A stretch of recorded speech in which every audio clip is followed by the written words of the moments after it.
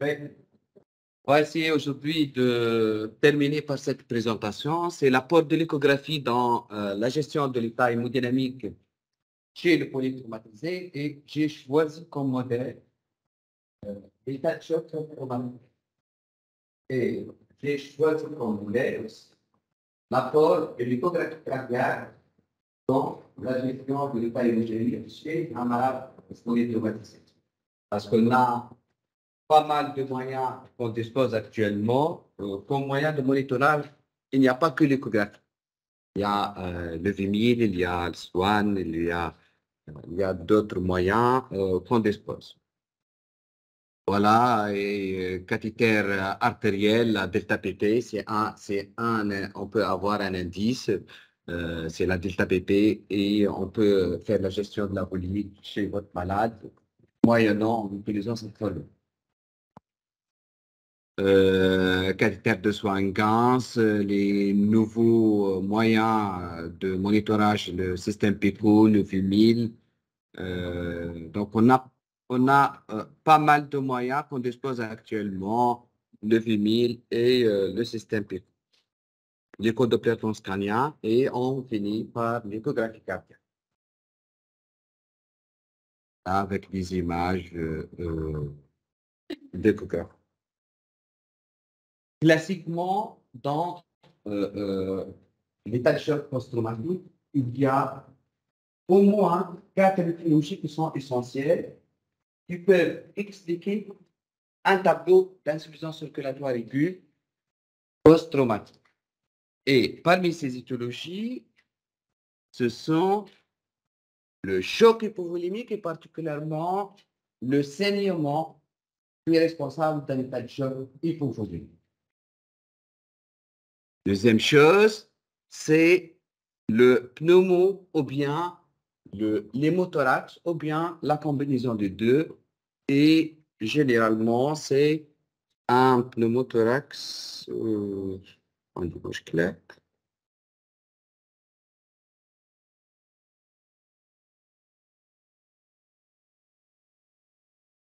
Voilà.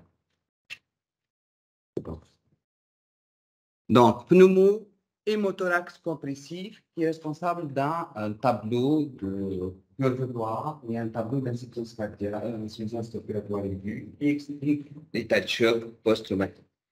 Troisième chose, ce sont les traumatismes qui sont au niveau de rachis cervical et au-delà de T6. Et ce traumatisme osseux-tué, généralement, il est responsable, si on a ce traumatisme au-delà de T6, d'une diminution de volume d'éjection systolique, d'un tableau de diminution de volume d'éjection systolique, de débit cardiaque, et parfois, si on n'intervient pas, on peut avoir un tableau d'insuffisance circulatoire aiguë. Si on n'a pas pris en considération tout ça, on peut avoir un arrêt cardiaque par corollaire. Sinon, un traumatisé grave, on peut avoir d'autres mécanismes comme les brûlures étendues associées à un traumatisme, et ça, c'est un tableau de choc hypovolémique associé à un tableau, à un saignement. Sinon, il y a les contusions myocardiques, et surtout pour les traumatisés thoraciques. Une contusion myocardique, là, on peut avoir un tableau d'insuffisance circulatoire aiguë post-traumatique. Toutes ces étiologies vont être responsables d'une diminution de volume d'éjection systolique, d'une diminution de débit cardiaque et un tableau de tête choc post-traumatique. Vu la fréquence, c'est que parmi ces 4 étiologies, il y a le choc hypovolémique et particulièrement le saignement qui est l'étiologie la plus fréquente et responsable de cet état de choc. Donc, cet état de choc hypovolémique et cet état de choc post-traumatique. C'est pour cela qu'on a pris comme modèle cette étiologie qui est la plus fréquente. Sinon, on a les autres étiologies, on peut avoir une contusion myocardique et par l'échographie cardiaque, on peut avoir idée sur la dysfonction systolique l'idée, cliché, ou bien une dysfonction globale qui explique l'état de choc post-traumatique. Voilà. Donc, notre objectif, si on a un tableau d'insuffisance circulatoire aiguë post-traumatique ou bien état de choc post-traumatique, c'est d'avoir une pression de perfusion des organes qui est correcte, c'est d'avoir une pression artérielle moyenne qui est au-delà de 65 mm de mercure en dehors du traumatisme crânien. Il y a trois mécanismes qui expliquent cet état de choc. Premièrement, c'est l'hypovolémie. Deuxièmement, il y a un problème de défaillance vasculaire périphérique. Et si on a une contusion myocardique, c'est une contusion traumatique myocardique qui est responsable, bien sûr, de cet état de choc post-traumatique. Et pour chaque mécanisme, on a le traitement qui est par conséquent. Et l'échographie cardiaque, si on va utiliser cette méthode, on peut essayer de faire le monitorage hémodynamique de votre patient en moyennant l'apport de l'échographie cardiaque qu'on a pris comme modèle. Donc ça, je passe rapidement. Tout d'abord, si on a un malade qui est en insuffisance circulatoire aiguë post-traumatique, avoir une idée sur la fonction VG, sur la fonction VD, sur les structures, les cavités cardiaques, parce qu'il y a un épanchement péricardique. Dans ce contexte, c'est du sang qui va entourer les cavités cardiaques, c'est une tamponnade cardiaque.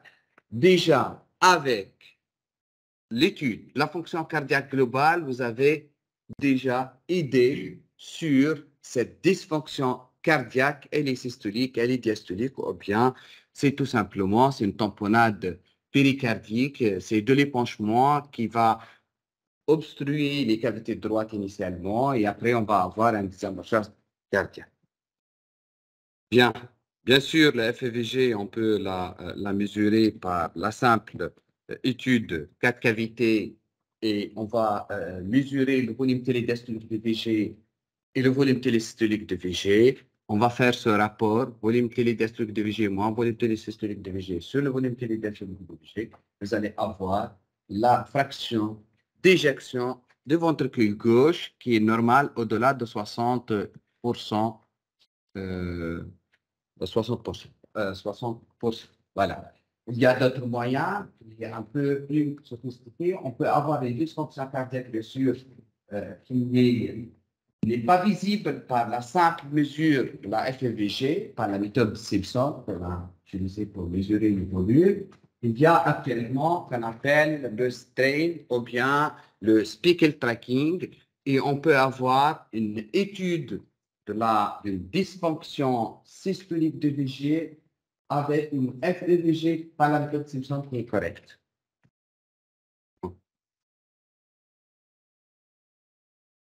Sinon, il y a pas mal d'indices, puisqu'il y a trois mécanismes qui expliquent cet état de choc post-traumatique.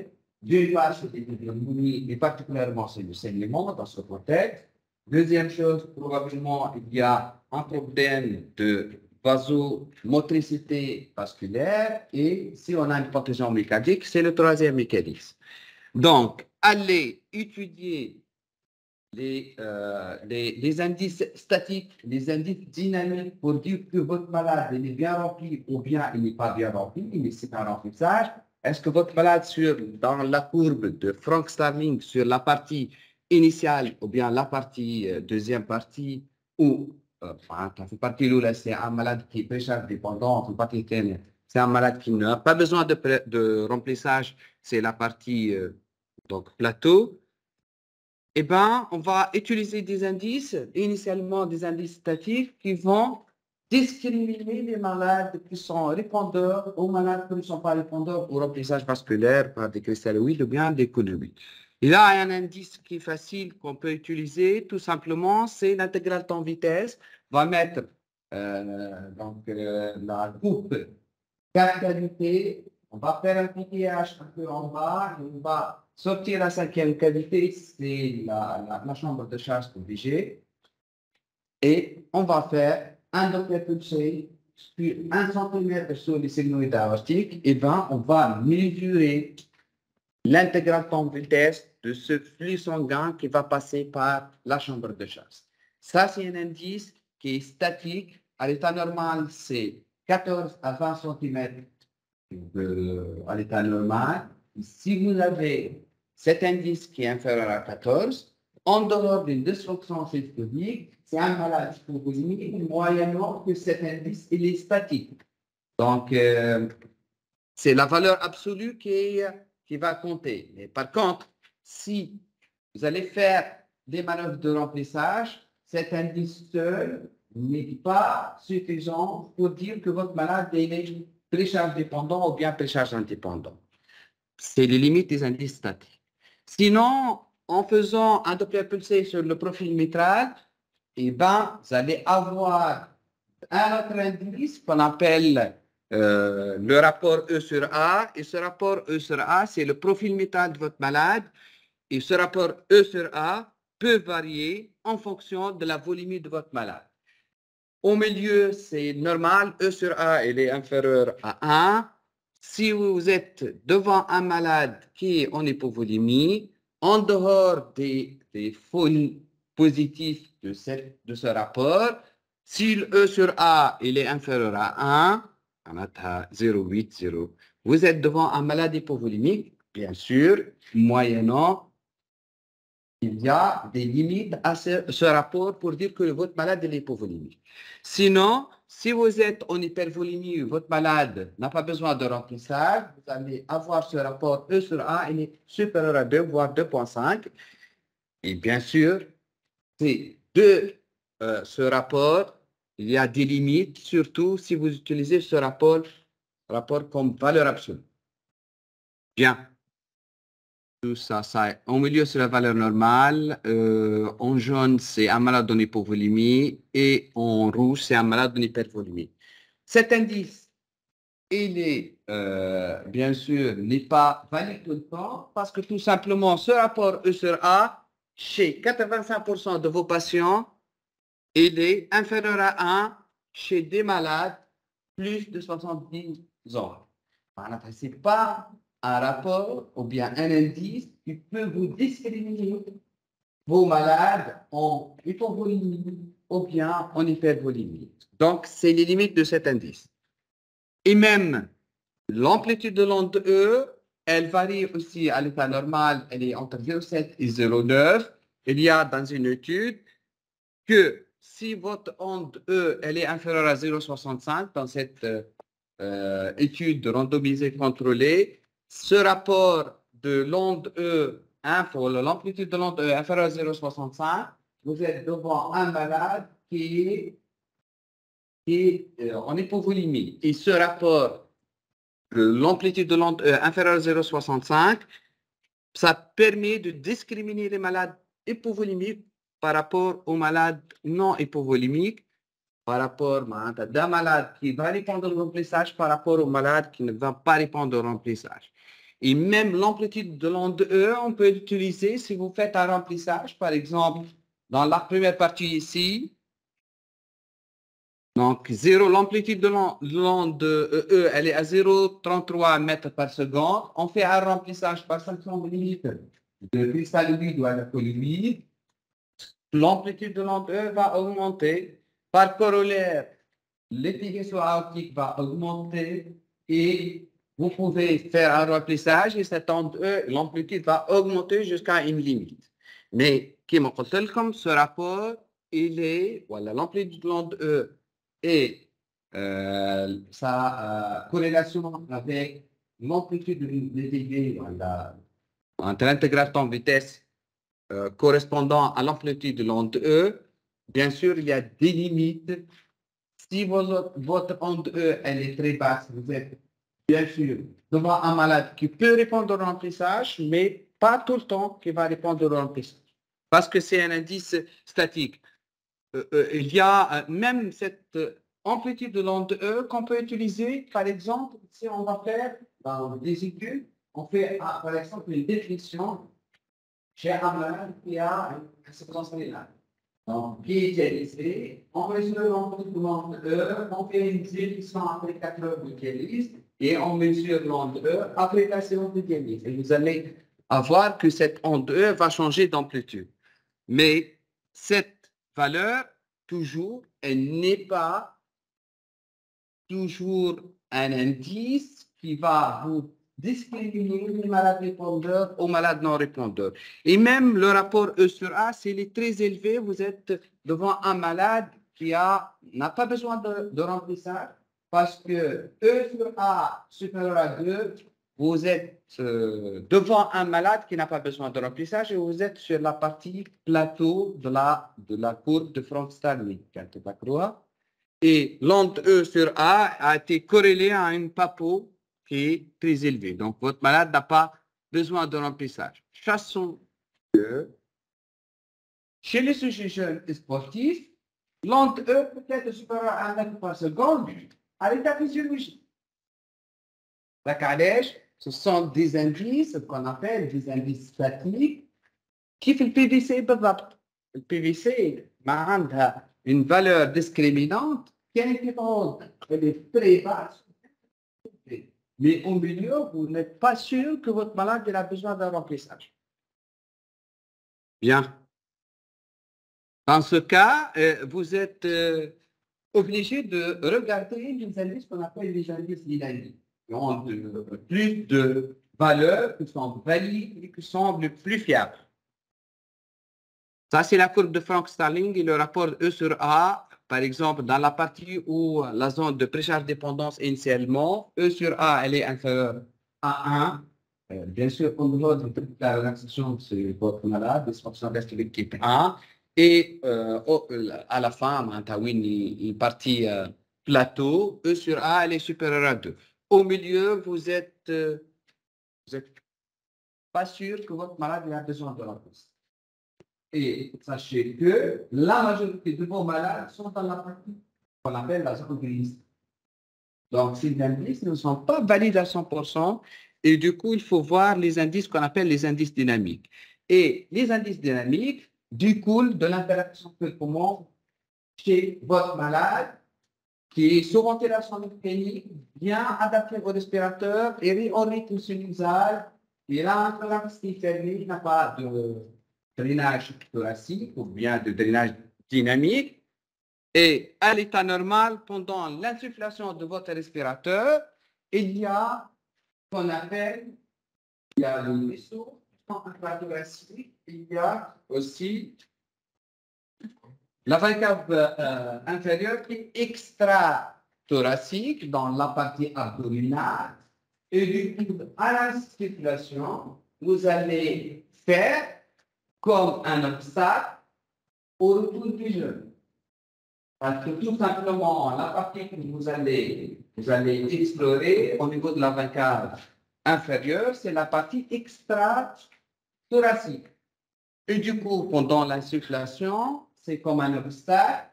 Et dans l'insufflation, c'est totalement, vous allez avoir comme un obstacle pour la valve cave supérieure, donc il va se dilater.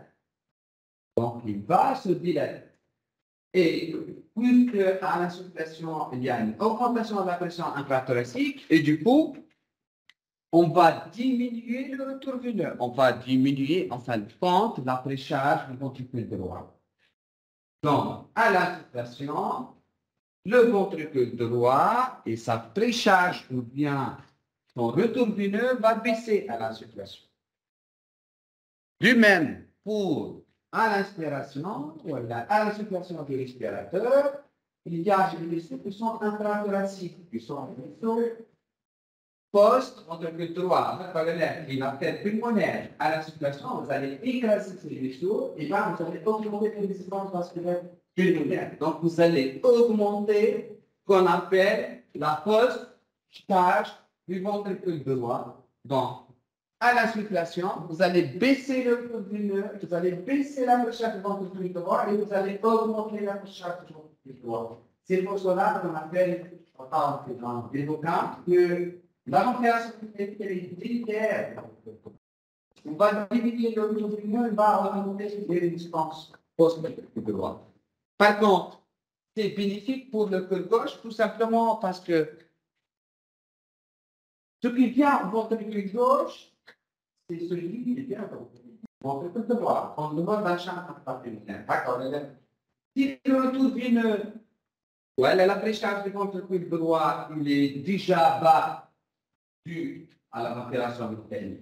Donc, ce qui vient vers le côté gauche, c'est lui-même qui vient du ventricule droit. Quelle précharge du ventricule droit? Elle est déjà bas. Donc, la précharge du ventricule gauche, en dehors du champ pulmonaire, ce qui vient au ventricule gauche, c'est lui-même qui vient du ventricule droit. Donc, par conséquent, la précharge du ventricule gauche va diminuer pendant le transit pulmonaire et pendant l'injection vers l'aorte, donc pendant la contraction de ventricule gauche, ça vient pendant l'exsufflation de respirateur. C'est comme si, donc pendant l'exsufflation, l'expiration, l'exsufflation de respirateur, donc le ventricule gauche il est en plein systole, donc on va avoir une pleine contraction. Et bien pendant l'exsufflation, on va ici aider le cœur à éjecter le sang vers l'arc abdominal. Donc, vous allez améliorer la post-charge, vous allez baisser la post-charge gauche et aussi la précharge du ventricule gauche. La ventilation mécanique, elle est délétère pour le cœur droit, mais elle est bénéfique pour le cœur gauche. D'accord? Bien. Et bien, pour explorer le cœur droit, on a deux indices. C'est de voir la variation de la vente cave supérieure par l'échographie transosophagienne, sinon la variation de la vente cave inférieure par l'échographie thoracique.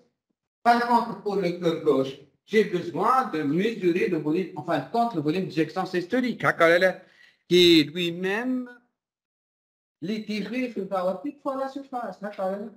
Donc, j'ai besoin d'avoir idée sur l'ITV sous-aortique ou bien soit la variation de cette activité pendant l'insufflation, pendant l'exsufflation, ou bien l'amplitude de l'amplitude de l'ITV, on va voir tout à l'heure. Bien.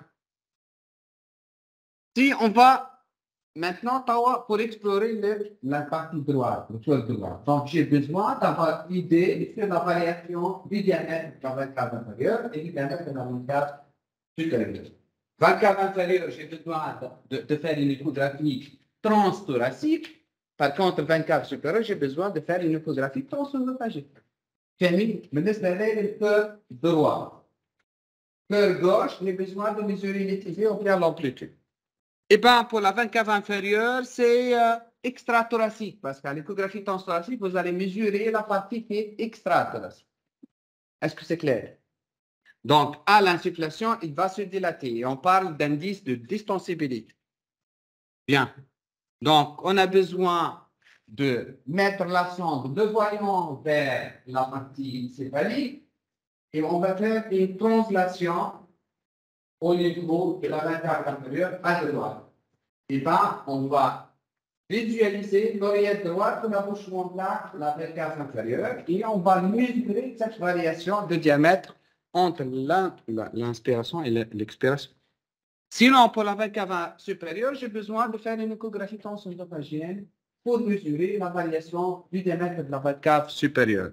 C'est intrathoracique, sous ventilation mécanique, la vente cave supérieure est intrathoracique. Donc, à l'insufflation, à l'inspiration, il va être écrasé. Donc, son diamètre va diminuer à l'insufflation. Et on parle d'indice de collapsabilité. C'est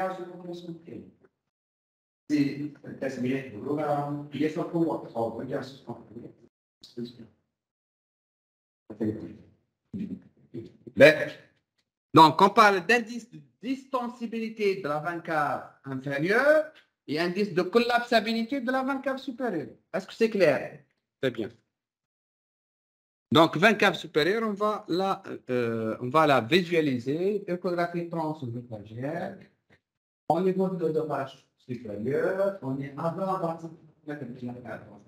et on va mettre, on va faire par les utiliser les dessous de la base du feu.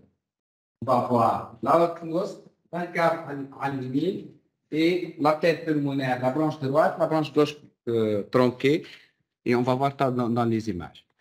L'indice de la veine cave inférieure, puisque la veine cave inférieure elle est extra-thoracique, on va mesurer l'échographie thoracique et il faut mettre la sonde au niveau sous-costal, voyant sur le four, et on va faire une contraction avec l'oreille droite, on fait un attachement de la veine cave inférieure, on va mesurer son diamètre à l'inspiration et à l'expiration. À l'insufflation et à l'exsufflation. Il faut être, cette mesure, généralement, 1 à 2 cm au niveau de l'attachement, la oreille droite avec la veine cave inférieure, et idéalement, il faut être dans la même direction de la veine cave, de la veine sursipathique, اللي هي كنشوفوا الفوق.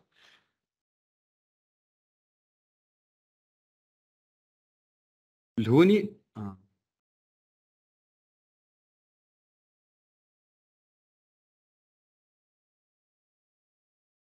الهوني هذه اللورية دروات وفان كاف انفيريور من هوني وفما une veine c'est la veine sursipathique ماذا بيك le tire ton mouvement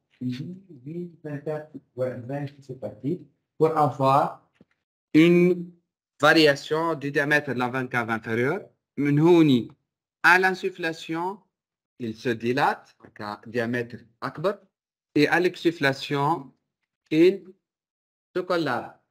Et l'indice qu'on va mesurer, qui va permettre de dire que votre malade, probablement il y a une message, c'est ce qu'on appelle l'indice de distensibilité pour ventilation mécanique. Et on va mesurer le diamètre dans un cadre inférieur.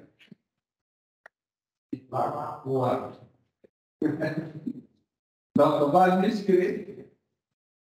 Donc, ce rapport, c'est le diamètre dans un cadre inférieur pendant l'insufflation, donc le diamètre maximal, moins le diamètre du cadre inférieur pendant l'exsufflation, le diamètre maximal pendant l'inspiration.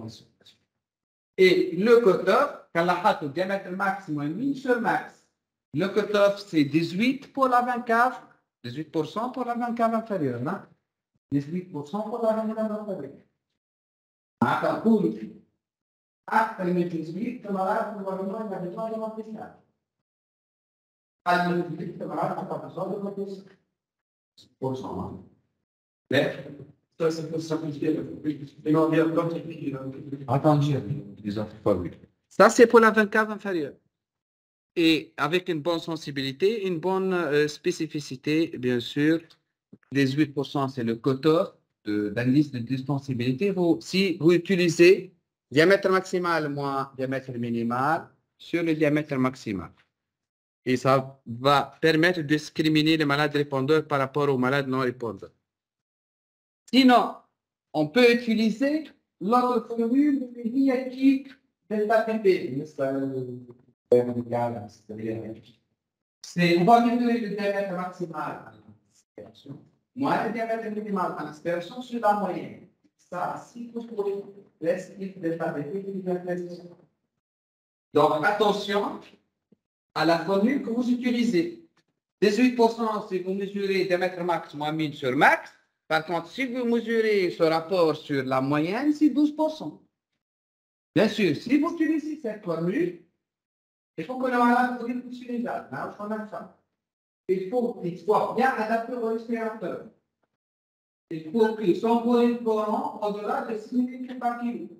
Et il faut que son thorax il est fermé. المريض ما ينجمش يكون عنده دراع thoracique, drainage thoracique ou bien drainage véritable. Vous faites attention à la formule et la validité de la formule de Sanofi. Est-ce que c'est clair? Bien. Si. Donc, l'autre attention, seuil différent parce que les formules ne sont pas les mêmes. Max moins 1000 sur max, c'est 18%. Et max moins 1000 sur la moyenne, c'est 12%. Mais je kiffe.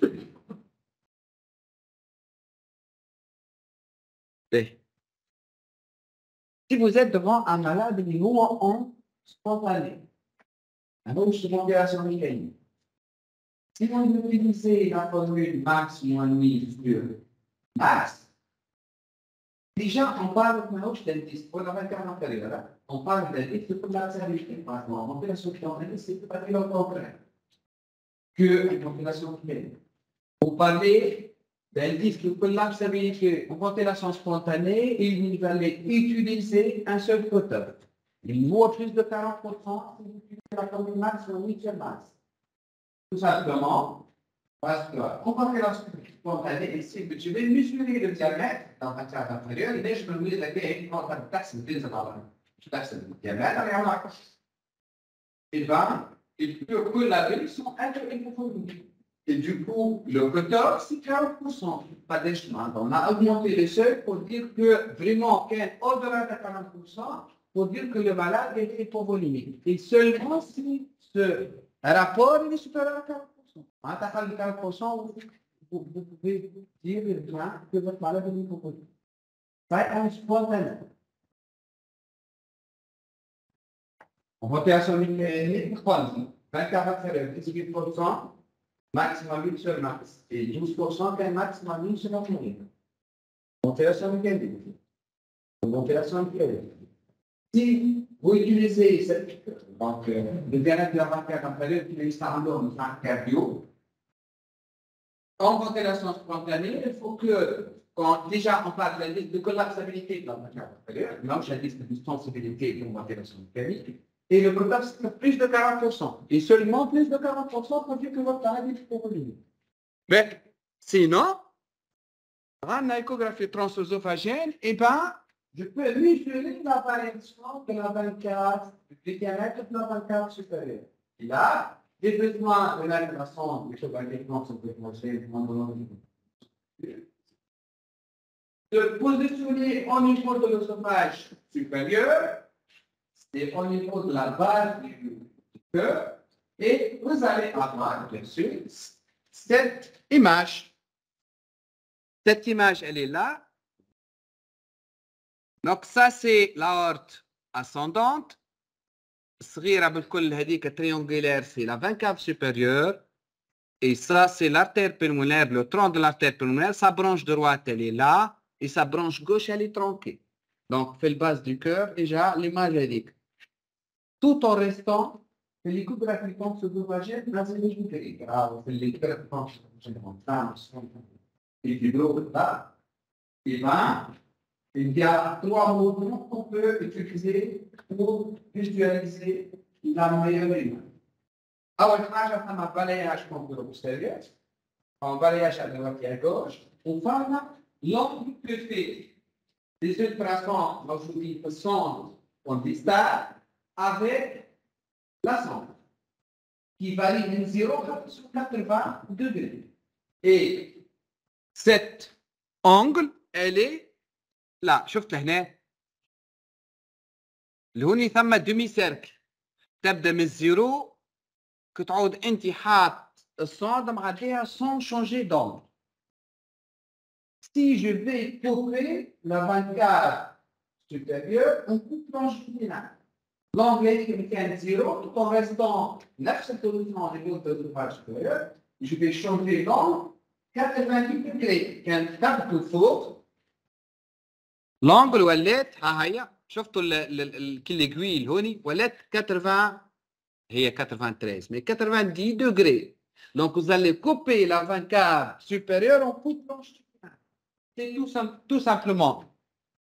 En temps mouvement, لاحظتوا الفارياسيون تاع ال 24 ventilation mécanique bien sûr وكل شيء. الهوني variation si on coupe l'œsophage, si on coupe la 24 supérieure, c'est transversal. Pour mieux différencier cette variation du diamètre en fonction de la situation, il faut couper la 24 supérieure. Besoin de changer l'angle, voyez 90 degrés. Il faut que le demi-cercle court des 8 90. il va vous allez avoir ce qu'on appelle la coupe bicave. B12 cave, c'est la vancave supérieure à la vancave inférieure. Donc, هوني شنو باش تلقى؟ تلقى l'oreillette droite لهنا 20 cave supérieure منها ou 20 cave inférieure من هنا. C'est la coupe bicave et bien sûr, vous allez mesurer la variation du diamètre. لاحظتوا que si on coupe la 20 cave supérieure, on coupe longitudinale, cette variation est mieux visible. Cette variation donne et une variation donne. Quand on a coupé la 20 cave supérieure, on coupe longitudinale. Et du coup, on va mesurer le diamètre pour tel qu'on fait que la 20 cave supérieure est intérieure sur la cible. Pendant la circulation, il passe pour la B.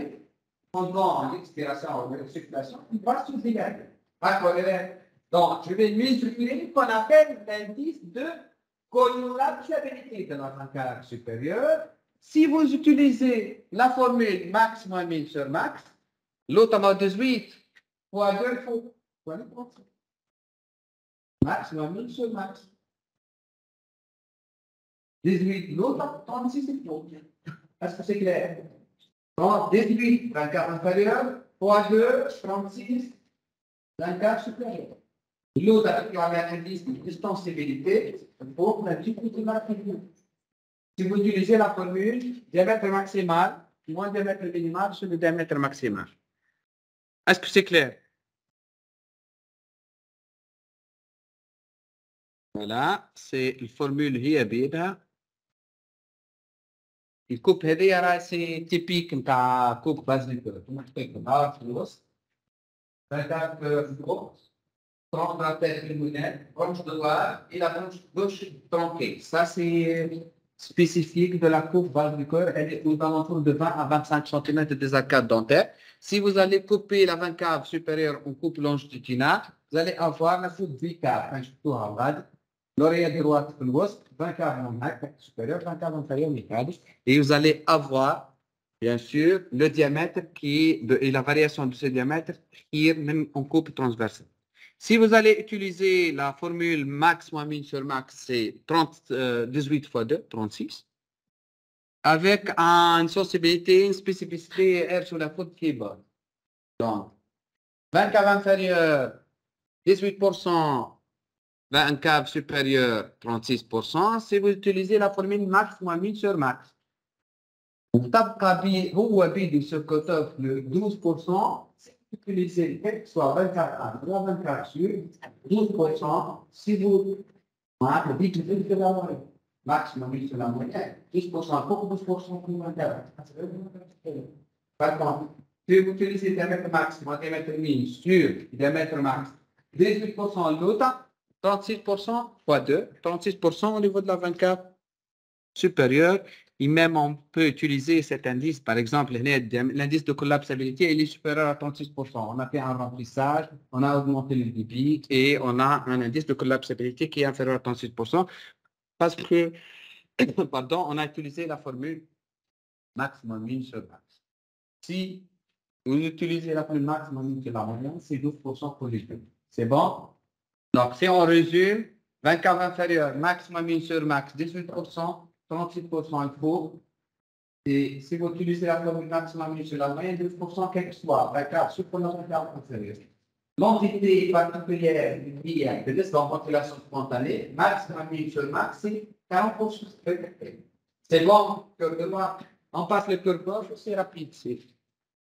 Cœur gauche, tout simplement parce qu'on va essayer de mesurer le volume de chaque centrifuge. Plus que le débit cardiaque, c'est le volume de la réponse cardiaque. Le volume de centrifuge, c'est l'équité par la surface, la chambre de chasse. Donc, toute variation de la pression pulsée,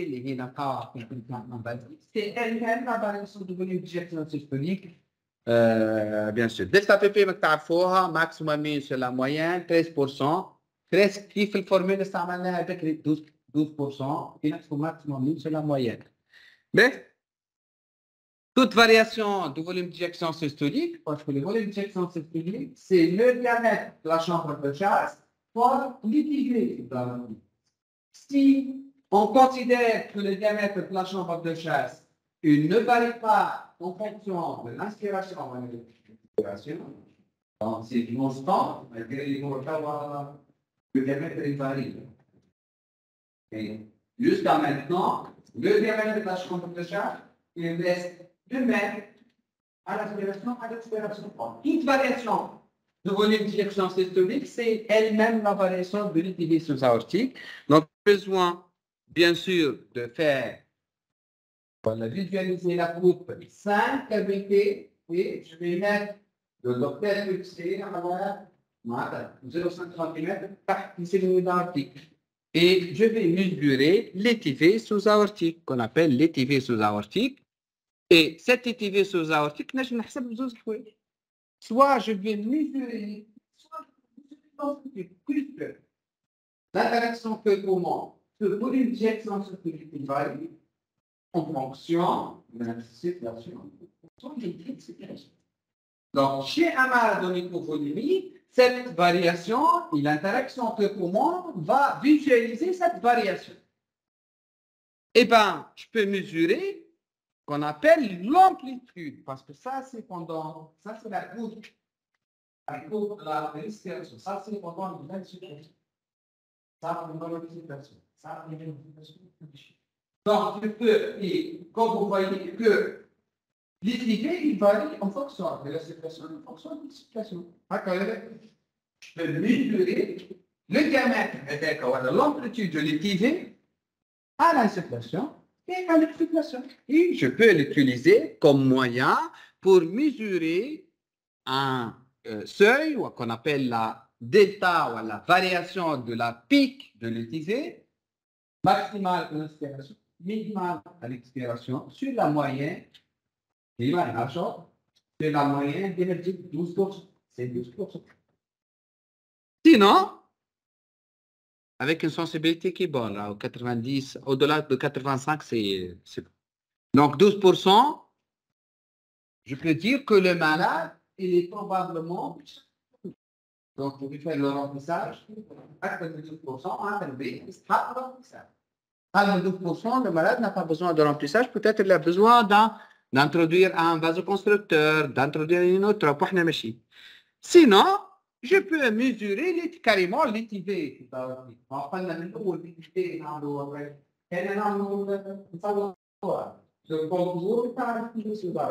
Il va agir pendant la circulation d'ITV par exemple, ou de suite. Je peux mesurer ce cutoff qu'on appelle la delta ITV. C'est max moins min sur la moyenne ou toujours c'est 12%. Qui reste par la moyenne, il 12%. C'est max moins min sur max. Appelle comme 18 fois 2, 36 pour le 24. Super. Est-ce que c'est clair? نحكي الخرافة نحكي فيها كلها comme résumé في التابلو هذا. Tous les formules, طبعا نعطيك معناتها les formules, quelle est la formule que vous utilisez et quel est le protocole correspondant. Bien sûr, et d'utiliser ces formules, faire attention à la validité de cette formule. Un delta PT, même si c'est un delta PT, vous voulez qu'on a pas, on a un chenon, on va ventiler les delta PT, comme les par kilo. Donc, il faut valider déjà les critères que cette formule est valable pour l'utiliser. Et si on a les critères de validité de cette formule, il faut choisir quelle formule va être utilisée. Et bien sûr, pour chaque formule, il y a le cutoff correspondant. Les indices dynamiques, ça marche tout le temps, mais parfois, ça ne marche pas. Sauf si ces indices ne marchent pas, quels sont les deux autres moyens qu'on dispose? Il y a surtout en arythmie, un malade en ACFA et ces formules ne sont pas valides. Un malade qui est en respiration spontanée, surtout le cutoff, il faut utiliser la formule et le cutoff est 40% en ventilation spontanée pour la 24. Sinon, s'il y a une transmission de pression qui est faible, un faible volume courant parce que votre malade il est en ESDRA avec un volume courant inférieur à 6%, eh ben, vous allez avoir beaucoup de problèmes à utiliser ces formules. Un transit pulmonaire qui est trop court parce que le malade il a un chant pulmonaire, c'est aussi n'est pas valide. Un malade en insuffisance cardiaque droite, aussi, ces formules ne sont pas valides. Et aussi, un malade qui a une hypertension intra-abdominale, ces formules peuvent être possibles si vous l'utilisez. Et si vous avez un malade en décubitus ventral, et bien ces formules, ça reste un peu difficile à utiliser. Et du coup, il y a qui reste, bien sûr, le moyen le plus sûr, et on va trouver du champ passif, qui reste valable.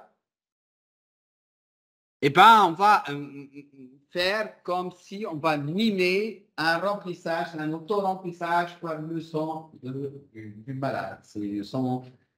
On va essayer de faire l'auto-remplissage de votre malade par 300 ml à peu près de volume sanguin au niveau des membres inférieurs et on va mesurer bien sûr, l'étivé sous-aortique et par corollaire, la variation de volume d'éjection systolique. Et toute augmentation de 15% du d'étivé sous-aortique, vous êtes devant un malade.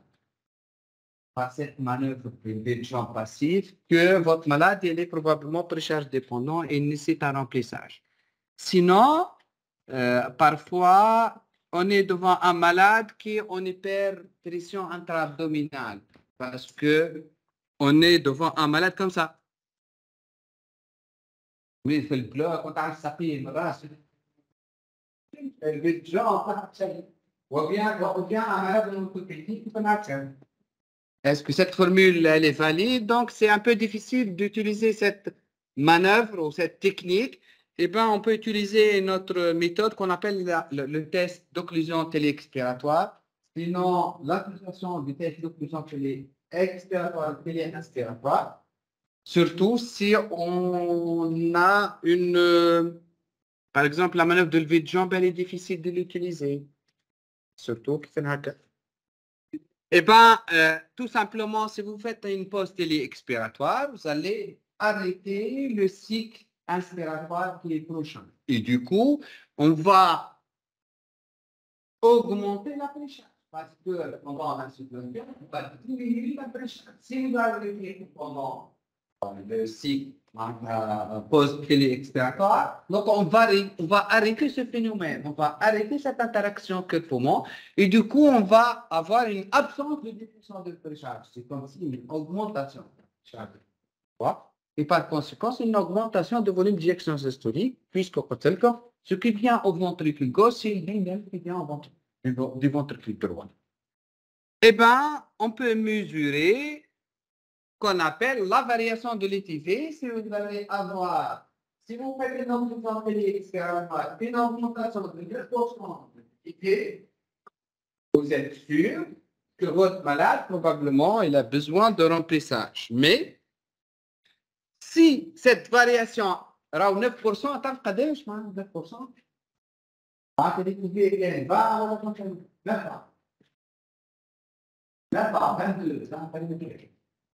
c'est une variation qui est minimale. Il y a une augmentation de l'étivé, mais elle est inférieure à 9%. Pas ma augmentation de l'étivé. Si vous faites une pause expiratoire, pas ma augmentation, mais elle n'est pas supérieure à 9%. Pas ma augmentation, mais elle n'est pas supérieure à 9%. Vous allez utiliser qu'on appelle la pause, la combinaison de la pause inspiratoire et de la pause expiratoire. Et vous allez mesurer qu'on appelle la combinaison des deux et le cutoff c'est 13%. Je vous donne l'algorithme. Initialement, vous allez faire une occlusion télé-expiratoire. Si vous avez une augmentation de l'étivé sous-aortique de 9%, vous êtes devant un malade qui est précharge dépendant.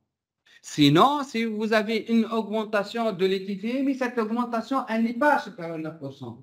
Donc, à 9%. Vous allez utiliser l'occlusion télé-inspiratoire et vous allez combiner les deux. Bien sûr, la somme des effets, si elle est supérieure à 13%, vous êtes devant un malade précharge dépendant. Si la somme des deux, elle est inférieure à 13%, vous êtes devant un malade qui est précharge indépendant. Mais donc, Si vous avez des critères de validité des formules, donc utilisez les formules qui sont en fait. Si les formules ne sont pas valides, utilisez deux moyens. Levée de jambes, si possible. Sinon, vous faites le test d'occlusion télé-expiratoire. Normalement, j'ai presque fini. Sinon, vous pouvez faire le mini fluid challenge. Ça, je passe rapidement.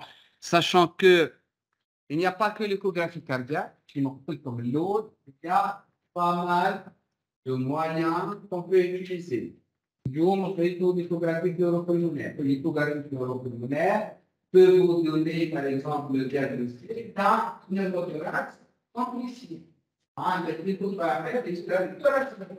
quand un cœur de voix avec image de Kodara et le thorax, c'est un là qui a une temporale quand même le diagnostic déjà. Vous pouvez traîner et faire l'explication de l'image coachère. Comme il n'y a pas que l'échographie cardiaque, il y a l'échographie thoracique, l'échographie pulmonaire, fascicule, l'écho Doppler transcrânien et les autres moyens, le pictus, soit. Donc, vous allez avoir pas mal de moyens de monitorage et il faut savoir utiliser chaque moyen. Voilà. Donc, les moyens qu'on dispose actuellement, mais il n'y a pas que ces moyens. Sinon, les messages clés, les étiologies de l'insuffisance circulatoire post-traumatique, comme c'est multiple, au minimum, on a 4 étiologies qui sont distinctes. Faire le diagnostic, surtout de l'étiologie de l'état de choc post-traumatique, parce qu'il y a un traitement qui est derrière. L'étiologie la plus fréquente, c'est le saignement, c'est le choc hypovolimique, mais il n'y a pas que le saignement. Il y a tamponnade gazeuse, pneumothorax, ici, il y a contusion graphique parce qu'il y a un traumatisme thoracique qui est grave, ou bien fracture située au-delà de 6 T6. Bien sûr, il faut identifier l'étiologie rapidement, faire le diagnostic et le traitement, c'est le traitement étiologique. L'échographie et l'examen de référence pour mettre... C'est un moyen de monitorage que vous pouvez utiliser, mais il n'y a pas que l'échographie cardiaque. Comme l'échographie cardiaque, c'est partie d'un arsenal de moyens de monitorage. Qui maîtrise l'échographie, il fait l'échographie. Qui ne maîtrise pas l'échographie, il peut utiliser d'autres moyens. Bien sûr, en dehors des limites de ces moyens. L'échographie permet le remplissage, vider le remplissage, monitorer le remplissage, guider l'introduction de vasoconstricteurs, augmenter les objectifs de PAM en fonction à ce que le malade va c'est ou non. Donc, utiliser les Doppler transcrâniens pour optimiser l'hémodynamique cérébrale. Et la combinaison avec d'autres moyens, comme c'est obligatoire, c'est nécessaire pour répondre à la guérison de toutes des natures post-traumatiques au traitement étiologique. Le traitement en tant qu'efficace. Le malade, vous essayez de faire votre malade, et la pénétration, vous passez par exemple à côté d'un thorax, soit un pneumothorax, parce qu'il y a une richesse de sauvetage et un traitement radical après, sinon vous allez perdre votre malade. Voilà, j'ai terminé. Si vous avez des questions.